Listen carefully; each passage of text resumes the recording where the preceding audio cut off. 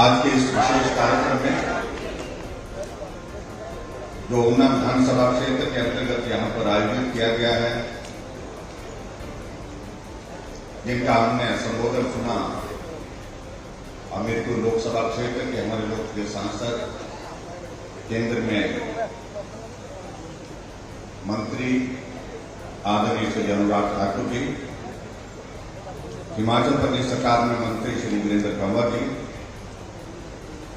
हमारे बीच में माननीय विधायक श्री बलवीर जी, हमारे बहुत पुराने साथी पूर्व में विधायक रहे और हिमाचल प्रदेश में फाइनेंस कमीशन के हमारे चेयरमैन भाई सतपाल सिंह सत्ती जी, हमारे बीच में भाई राम कुमार जी, जिला के अध्यक्ष मनोहर जी, मंडल के अध्यक्ष हथियार जी, जिला परिषद के अध्यक्ष नीलम जी, और हमारे बीच में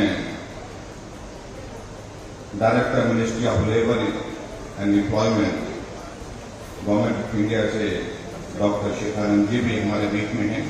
आपका भी स्वागत है। पार्टी के हमारे साथी Rajkumar ji, deputy commissioner Una, SP Una और यहाँ उपस्थित सभी वरिष्ठ अधिकारीगण, पत्रकार मित्रों, भाइयों बहनों और नौजवान साथी, एक बार फिर से आज ऊना में आप सबके दर्शन करने का सौभाग्य प्राप्त हुआ और आप सब लोगों ने सारे नेतृत्व का यहाँ पर गर्मजोशी के साथ जिस तरह से अभिनंदन किया, स्वागत किया, उसके लिए आप सबका बहुत बहुत धन्यवाद। जय श्री राम, जय श्री राम, जय श्री राम। एक बार भाजपा, बार बार भाजपा, एक बार गारंटी, बार बार गारंटी। जो आप कह रहे हैं वो करना भी है।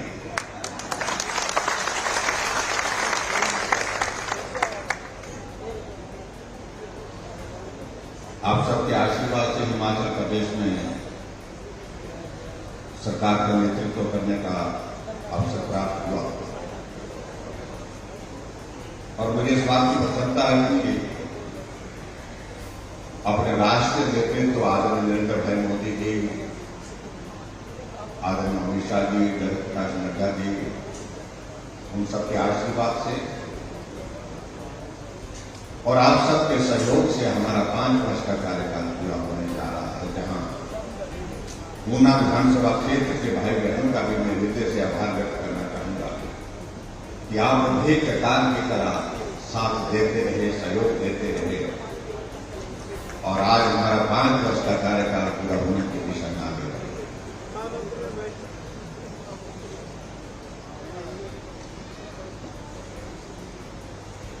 जहां जिस तरह से भाई अनुराग ठाकुर जी ने अपनी बात कही कि देश आजादी के 75 वर्ष पूर्ण करने के बाद अमृत महोत्सव मनाता है। हमारे देश के यशस्वी प्रधानमंत्री नरेंद्र मोदी जी का काम करने का तरीका कुछ इस तरह का है, हट करके सोचना, हट करके बोलना, हट करके करना और कुछ नया करना और कुछ बड़ा करना, ऐसा हमेशा उनका एक प्रयत्न रहता है।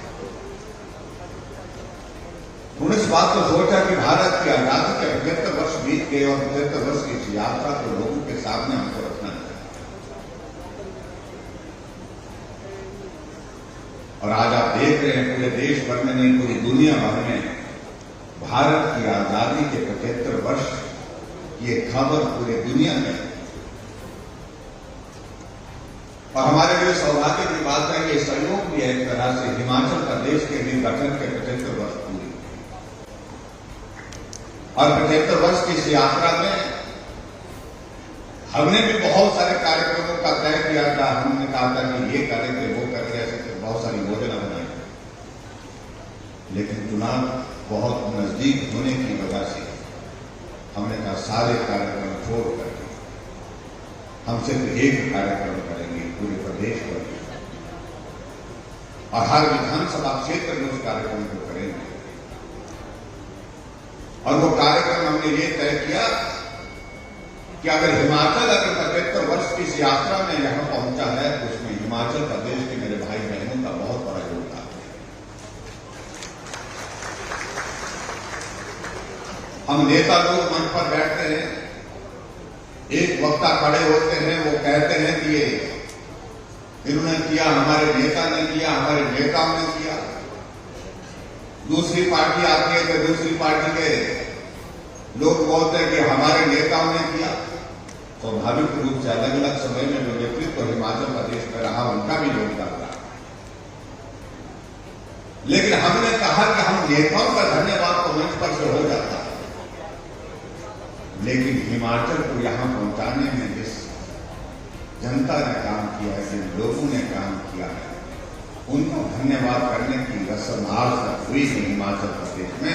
इसलिए मैंने तय किया मैं पूरे हिमाचल प्रदेश के 68 विधानसभा क्षेत्रों में जाऊंगा और पूरे हिमाचल प्रदेश में मैं हिमाचल के लोगों का आभार व्यक्त करूंगा, धन्यवाद करूंगा, जिन लोगों की वजह से हिमाचल की यात्रा का सफर होने लगा।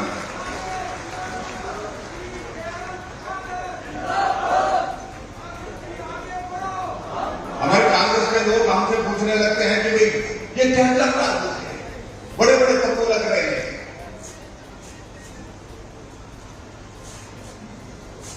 और मुख्यमंत्री जी जा रहे हैं, प्रदर्शनी लगा रहे हैं, लोगों को बुला रहे हैं,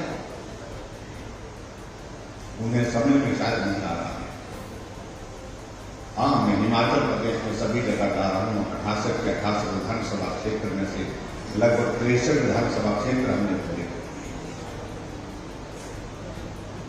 लेकिन मैं हिमाचल प्रदेश में लोगों के बीच में जा रहा हूं। मैं इसलिए जा रहा हूं कि हिमाचल प्रदेश के 75 वर्ष की इस यात्रा में एक मजदूर का धन्यवाद करने के लिए भी जयराम ठाकुर निकला, एक कर्मचारी, एक किसान, एक बागवान, जिन्होंने हिमाचल को आगे बढ़ाने में अपना योगदान दिया, उनका आभार करने के लिए हम निकले। चाहे एक सेना में सिपाही है उसका योगदान, एक कर्मचारी है उसका। हमने उनको कहा कि अगर आप इस अभियान में हमारे साथ में शामिल होना चाहते हैं, आपका भी स्वागत है,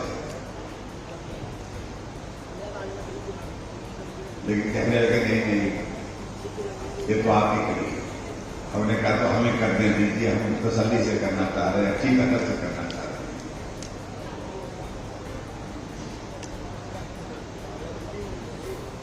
भाई और बहनों, हमारे लिए सौभाग्य की बात है कि ऐसे दौर में आज भारत है जहां भारत को एक मजबूत नेतृत्व की जरूरत थी। उस जरूरत को पूरा किया हमारे देश के यशस्वी प्रधानमंत्री नरेंद्र मोदी। निर्णय करने वाला भारत, आगे बढ़ता हुआ भारत, मजबूत भारत, देश के अंदर संदेश, देश के बाहर संदेश, दुनिया भर में देश।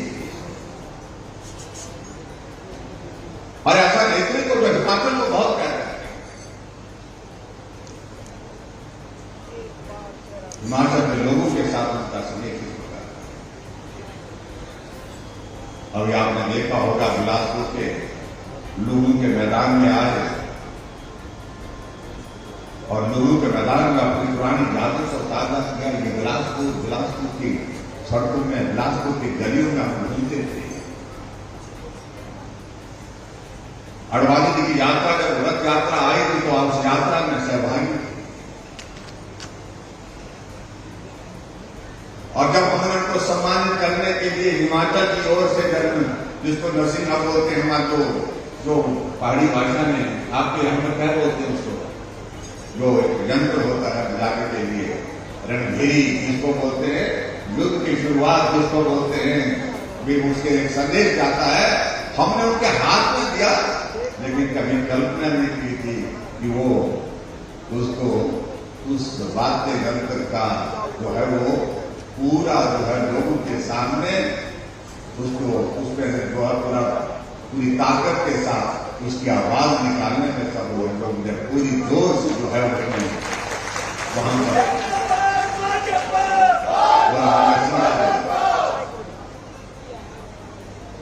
पूरे देश में पूरा अलग तरह का एक वो सारा वो दृश्य देखा कि प्रधानमंत्री जी ये भी कर सकते हैं। और उसके बाद हमारे लिए कितनी खुशी की बात है, वहां से कुल्लू गए, न सभा थी न कोई कार्यक्रम था भाषण देने का, लेकिन कुल्लू देवभूमि कुल्लू में दशहरे में रघुनाथ जी के दर्शन करने के लिए, आशीर्वाद देने के लिए वहां पर पहुंचे और वहां जाकर के रघुनाथ जी का आशीर्वाद। ये सहज रूप से कोई प्रधानमंत्री सोचता है? अगर प्रधानमंत्री नरेंद्र मोदी जी हिमाचल के शिमला आते हैं तो माल रोड पर पैदल निकल पड़ते हैं।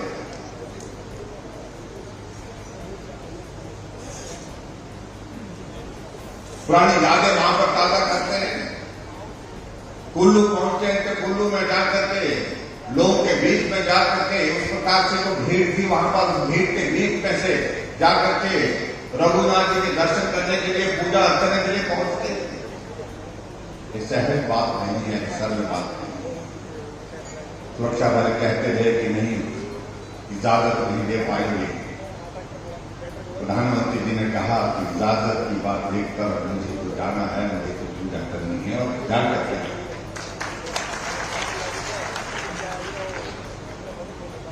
जहां तक काम की बातें कहें हम,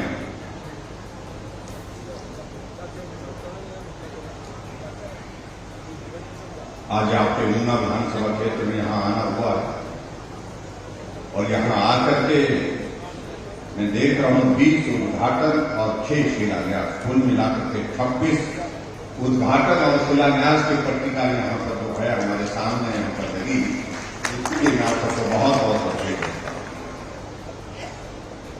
और उद्घाटन और शिलान्यास जो किए गए उसमें अगर हम पैसों का जिक्र करें, भाई अनुराग ठाकुर जी कह रहे थे कि एक जमाना था पहले जब 2 करोड़ पर भी सब लोग ताली बजाते थे, तो आज 200 करोड़ रुपए का उद्घाटन और शिलान्यास आपके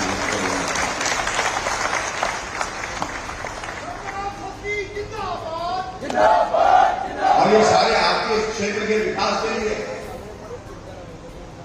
200 करोड़ रुपए के उद्घाटन और शिलान्यास आपके ऊना विधानसभा क्षेत्र के लिए है। और ये ताली आपकी अपने लिए होनी चाहिए, जोर से होनी चाहिए, सभी लोगों की।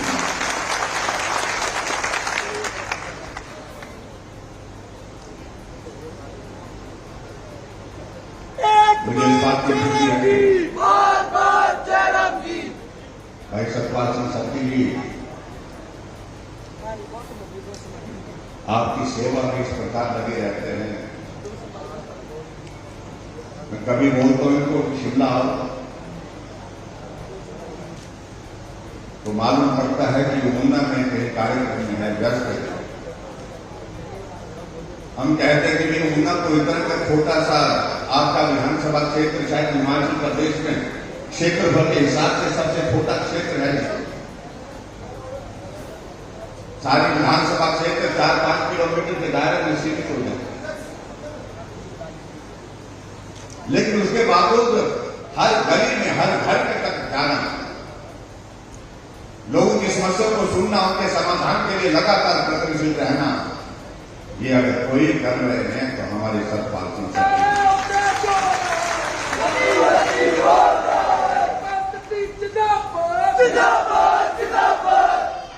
एक एक चीज को लेकर आपका यहां पर जो है एमसीएच के भवन का उद्घाटन 28.5 करोड़ रुपए की लागत जो भवन बन करके तैयार किया, छोटा विषय नहीं, बहुत मैं कह सकता हूं कि एक एक चीज को अपने हाथों से ये होना चाहिए, हर हालत में होना चाहिए। 34 करोड़ की लागत से आपका ऊना का सचिवालय, मिनी सचिवालय का भवन बनना और आज उसका उद्घाटन होना, मैं समझता हूं ये एक बहुत बड़ी उपलब्धि है ऊना के क्षेत्र, जहां सब कार्य एक ऑफिस का एक जो है छत के नीचे आपको मिलेगी। एक बहुत बड़ी आपके लिए मदद होगी और काम करने की आपका जो हमारा औद्योगिक प्रशिक्षण अस्पताल ऊना के अतिरिक्त भवन का निर्माण जो है 11 करोड़ रुपए की लागत से हुआ और बाकी चीजों का मैं जिक्र चाहे तो करूं। यहाँ बहुत सारी चीजें हैं। यहाँ पर 11 करोड़ 62 लाख रुपए की लागत से आपके स्लो के उस चौक का हरोली के स्लो गांव के स्लो चौक का सौंदर्यीकरण उस पर खर्च किया। और यहाँ सर्किट हाउस में आते थे हम। सर्किट हाउस तो बहुत पुराना है, लेकिन ऊना में जहां हम सर्किट हाउस में भी बैठते थे वहां पर भी कमरों की कमी थी। इस बात को उन्होंने कहा कि नहीं यहाँ होना चाहिए। और आज हमने आपके ऊना के लिए 6 करोड़ 80 लाख की लागत से सर्किट हाउस बना करके तैयार किया। उसका उद्घाटन किया। उसके लिए भी आपको बहुत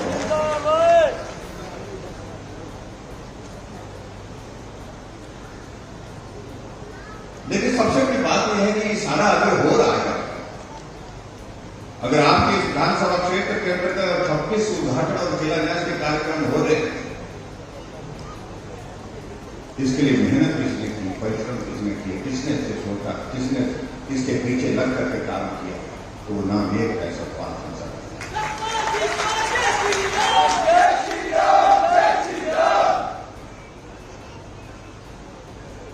भाइयों बहनों, जहां हिमाचल प्रदेश सरकार कर रही है, हमारी सरकार का कार्यकाल 5 वर्ष का पूरा हो रहा है। हमारे कांग्रेस के मित्र बहुत जोर डाल रहे हैं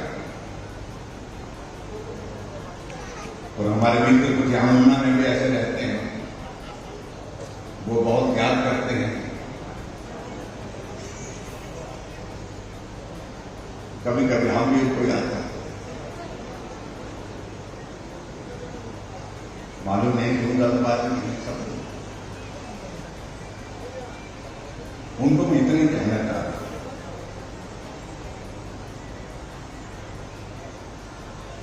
कुछ बचा नहीं इस बात में। इनके नेता एक यात्रा पर निकले हैं। कौन सी यात्रा है वो? भारत जोड़ो यात्रा।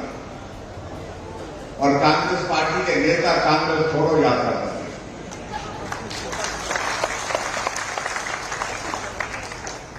वो भारत जोड़ो के लिए जाकर के केरल में घूम रहे हैं। गोवा में 8 विधायक कांग्रेस छोड़ करके भारतीय जनता पार्टी में शामिल। वो केरल में पद यात्रा कर रहे हैं, तो हिमाचल प्रदेश में उनकी कांग्रेस पार्टी के 2 वर्किंग प्रेसिडेंट कांग्रेस पार्टी छोड़ करके भारतीय जनता पार्टी में शामिल हो गए, पवन काजल और हर्ष महाजन।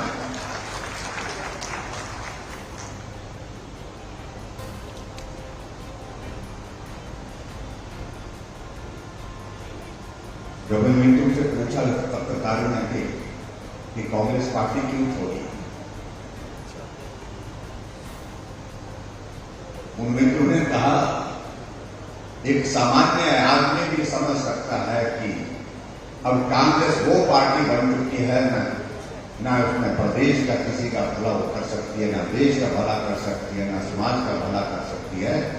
तो ऐसे में जिस पार्टी का भविष्य समाज उस पार्टी में रह करके करेंगे।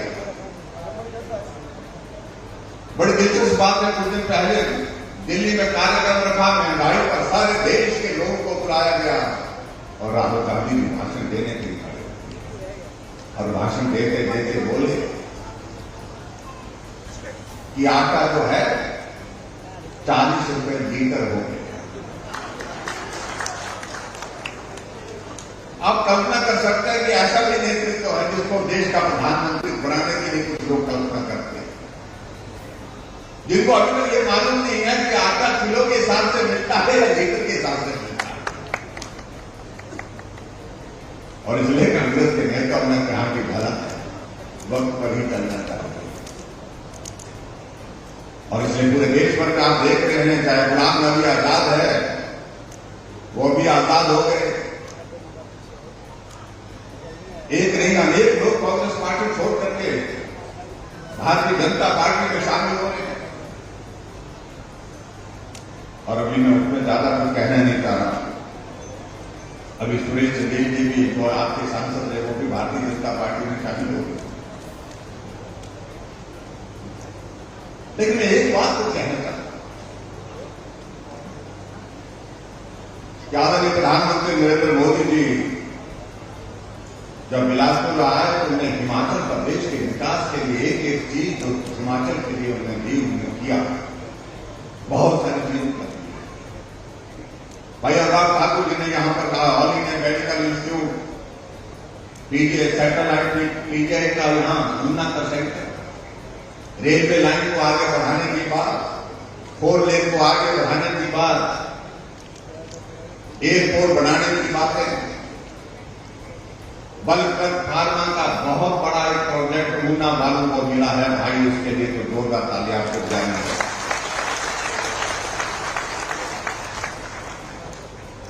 लोग कंफ्यूज हो रहे पूछ रहे हैं कि ये बल्क क्या है, होता क्या, ये है कैसा बल्क, क्या पता है क्या है, किसके होते हैं। जब ये कोविड का दौर आया तो मालूम पड़ा जितनी भी हमारी दवाइयां बनती हैं उसमें से 95% जो है रॉ मटेरियल हम चाइना से इंपोर्ट करते हैं। भले ही दवाई भारत में बनती है लेकिन उसको बनाने के लिए जो मटेरियल चाहिए वो चाइना से, और चाइना में उस तरह के हालात पैदा हो गए कि उस वक्त वो मटेरियल कीमत में कई गुना ज्यादा महंगा हो गया और कुछ जगह मिलना था। ऐसी परिस्थिति में आदरणीय प्रधानमंत्री जी ने इस बात को लेकर के सोचा कि हम चाइना पर कब तक निर्भर रहेंगे। आत्मनिर्भर भारत की अगर बात कहते हैं तो हमको स्वाभाविक रूप से इसके लिए काम करना होगा। उन्होंने कहा क्या भारत 135 करोड़ का भारत अपने पांव पर खड़ा हो नहीं सकता? क्या हम ये सारी चीजें अपने देश के अंदर पैदा नहीं कर सकते? और उन्होंने अधिकारियों के साथ सारे विषय को लेकर के चर्चा की, नेतृत्व के साथ चर्चा की और तय किया कि हम भारत के अंदर 3 वर्ल्ड पार्क बनाएंगे और जिसमें हमको चाइना पर निर्भर ना रहना पड़े, ऐसी स्थिति हम अपने भारत के अंदर पैदा करेंगे। जो भी मटेरियल दवाई के लिए चाहिए वो भारत के अंदर ही हमको उपलब्ध हो, इस बात को हम और 3 वर्ल्ड पार्क मिले और उसमें पहले नंबर पर हिमाचल प्रदेश पहले नंबर। अगर वर्ल्ड फार्म का पार्क मिला, अगर वो पार्क मिला भी है, कहां मिला है? ऊना जिले के अंदर मिला है, जिले में, जिसमें 1,000 करोड़ रुपए आदरणीय प्रधानमंत्री नरेंद्र भाई मोदी जी हमारे लिए मदद करेंगे। और उसके बाद आने वाले समय में जब ये बल्क फार्मा का पार्क हमारा पूरा बन करके होगा, क्या होगा? 20,000 से ज्यादा नौजवानों को रोजगार यहां पर मिलेगा और लगभग 50,000 करोड़ के लगभग जब पूरा बन जाएगा आने वाले समय में 50,000 करोड़ रुपए का इन्वेस्टमेंट यहां पर होगा। आप कल्पना कर सकते हैं कि ऊना की और पूरे हिमाचल की तस्वीर किस प्रकार से। लेकिन केवल विभिन्न बात सुनने को मिलती है। पहले तो कहते थे ये होगा नहीं, ये होगा ही नहीं। जब हो गया तो कहा कि ये सपना तो हमने देखा, इसके लिए औपचारिकताएं हमने पूरी की। आप कल्पना करिए इस बल्क फार्मा पार्क को रोकने के लिए लोग हाई कोर्ट तक पहुंचे और हाई कोर्ट में इस बात को लेकर के तर्क दिया गया कि वहां भालू रहते हैं, वो भालू का क्या होगा, वो कहां जाएंगे? हमने कहा जितने भी हैं उनको एक भालू को हम सुरक्षित रखेंगे, जहां में रखना होगा, लेकिन बल्क फार्मा का पार्क ऊना में ही बनेगा। और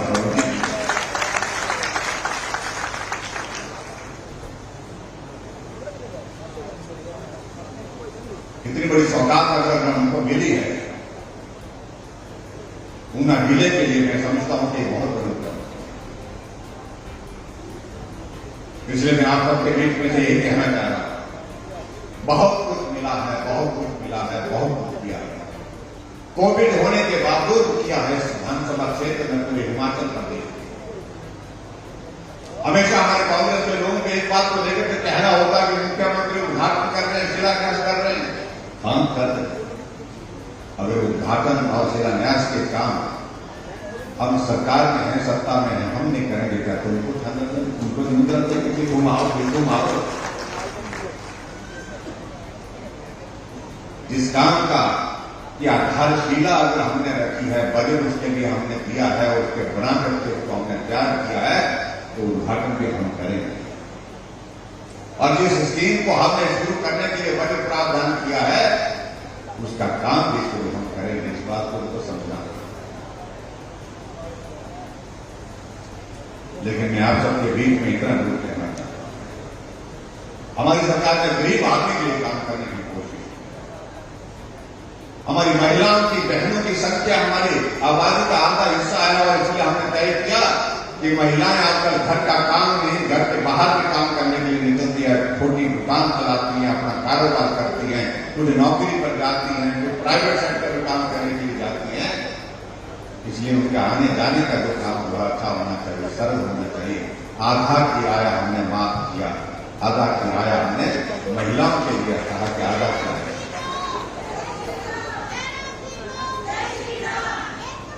कई लोग कांग्रेस के लोग टिप्पणी करने लगे कि आधा किराया आपने माफ कर दिया, आपने खुद खोल बढ़ा दिया। और मैंने कहा कि मुझे इस शब्द पर कड़ी आपत्ति है। महिलाओं को, हमारी माताओं बहनों को अगर वो शब्द आपने इस्तेमाल किया, इसका भुगतान भी आपको आने वाले चुनाव में, विधानसभा के चुनाव में करना पड़ेगा। हम हिमाचल में बिजली पैदा करते हैं, हमने 125 यूनिट बिजली का हिमाचल प्रदेश के लिए 0 बिल के साथ उसका प्रावधान किया। और आप कल्पना कर सकते हैं, मैं दावे के साथ कह सकता हूं, जितने भी लोग यहां पर बैठे हैं, दावे के साथ कह सकता हूं कि आप सबका बिल आया होगा, लेकिन कितना? 0 बिल। जिसका कारोबार है, जिसका काम धंधा है, बिजली से करने वाला तो बात अलग हो सकती है, अन्यथा सबका 0 बिल। इसलिए बहुत सारी चीजों को लेकर हम कह सकते हैं, लेकिन मुझे तो एक चीज को लेकर के आप सबके बीच में कहनी है। तो हम हिमाचल प्रदेश में कह रहे हैं कि रिवाज की बात करें। रिवाज पूरे देश में बदल गया भाई। अब हमने इस रिवाज को हिमाचल प्रदेश में भी बदलना है। और मैंने बिलासपुर में भी इस बात का जिक्र किया प्रधानमंत्री जी के समक्ष कि उनके आशीर्वाद से पूरे देश भर में रिवाज बदला है। जहां भाजपा की सरकारें नहीं होती थी, वहां भाजपा की सरकारें बन गई। जहां भाजपा की सरकारें बन करके चलती थी, 5 वर्ष के बाद फिर से सरकार नहीं बनती थी, वहां फिर भाजपा की सरकारें 5 वर्ष के कार्यकाल पूरा करने के बाद सत्ता में आ रही थी। चाहे वो उत्तराखंड की बात है, जब से उत्तराखंड बना है तब से वहां पर एक ही चीज होती थी, हर 5 वर्ष के बाद बदल जाती है। लेकिन अब की बार आपने देखा कि 5 वर्ष का कार्यकाल पूरा होने के बाद फिर भाजपा की सरकार उत्तराखंड में बनी। उत्तर प्रदेश में 37 वर्षों से हर 5 वर्ष में सरकार बदल जाती थी, लेकिन अब की बार योगी जी के फिर योगी की आ गई। मणिपुर में, गोवा में फिर भाजपा की सरकार। हमारा पड़ोस का राज्य तो हमारे साथ लगता है। हरियाणा में 2014 के बाद 2019 तक भाजपा की सरकार, 19 में फिर चुनाव होते हैं, फिर भाजपा की सरकार। और गुजरात में पिछले 30 वर्षों से भाजपा की सरकार। जब पूरे देश भर में इस तरह का दौर चला है, तो हिमाचल में भी इस दौर को दोहराना है। इस बात को लेकर इसलिए मैं आप सबके बीच में यही कहना चाह रहा हूं कि अब की बात तो हमने बात कही है कि ये जो रिवाज हिमाचल में भी बना है, हर 5 वर्ष के बाद सरकार बदल जाती है। अब की बार इस रिवाज को बदलेंगे, निश्चित रूप से बदलेंगे। और भाजपा की सरकार है, फिर भाजपा की सरकार हिमाचल प्रदेश में बनाएंगे। इसके लिए आप सबका आशीर्वाद चाहिए, आप सबका सहयोग चाहिए, शुभकामनाएं चाहिए। आज के इस कार्यक्रम में आप बड़ी संख्या में यहां पर पहुंचे, आप सबका बहुत बहुत अभिनंदन, आप सबका बहुत बहुत धन्यवाद। और यहां भाई सतपाल सत्ती जी ने कुछ स्कूलों का जिक्र किया है, हालांकि मुझे लगता है कि स्कूलों की जरूरत हो ऊना में तो होनी चाहिए, होनी नहीं चाहिए। मिडिल स्कूल जलग्राम है, उसको हाई स्कूल करने की बात कहते हैं। मिडिल स्कूल बटोली है, उसको भी हाई स्कूल करने की बात कही है। प्राइमरी स्कूल जो है वो सिंगी है, लाल सिंगी है, तो उसको भी कहा कि उसको अपग्रेड करना चाहिए, मिडिल स्कूल बनाना चाहिए। और उसके साथ साथ में लाल सिंह की 1, 2 दोनों के लिए हमने जिक्र किया है और उसके साथ एक पीएससी का भी जिक्र किया हुआ हमने और वो पीएससी ग्राम पंचायत नंगराम में वहां पर बनाने की बात कही है। मैं इन सारी चीजों को लेकर के एक जगह में साइंस की क्लासेस कहा है सीनियर सेकेंडरी स्कूल कुठार कला में और उसके बाद कॉमर्स की क्लासेस यहाँ पर छरगढ़ वहां पर भी उन्होंने कहा है। तो ये सारी चीजों को लेकर के ये नॉर्म के मुताबिक सारी चीजें मुझे लगता है ठीक होनी चाहिए, ठीक होंगी और ठीक होती हैं तो हम इन सारी चीजों को स्वीकार करते हैं और मैं कोशिश करूंगा क्योंकि अब समय हम चुनाव आचार संहिता के बहुत करीब है लेकिन मैं फिर भी कोशिश करूंगा उससे पहले इन सारी चीजों को पूरा करूंगा। ये मैं आपके बीच में कहना चाहता हूँ। और दूसरी बात मुझे आप सबसे एक बात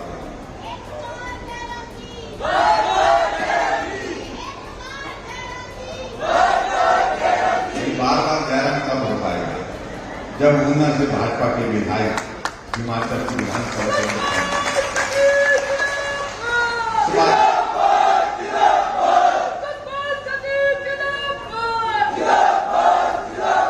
पिछली बार तो हो गया सो हो गया लेकिन अब की बात हर हालत में ऊना से विधायक भाजपा का हिमाचल की विधानसभा चाहिए। भाई सतपाल सिंह सत्ती ने बहुत काम किए हैं, बहुत चिंता की है, बहुत मदद की है आपकी और वो सारी बातों को ध्यान में रखेंगे और निश्चित रूप से आपका आशीर्वाद उनको मिलेगा ऐसा मुझे पूरा भरोसा है। मैं आश्वस्त होकर के विश्वस्त होकर के जा रहा हूं कि आपकी बात हिमाचल प्रदेश सरकार जब भारतीय जनता पार्टी की बनेगी फिर से तो उसमें ऊना से आपका भाजपा का विधायक के हिमाचल प्रदेश सरकार में होंगे। इतना ही है और आज के कार्यक्रम में आप सब जहां पर आए आपका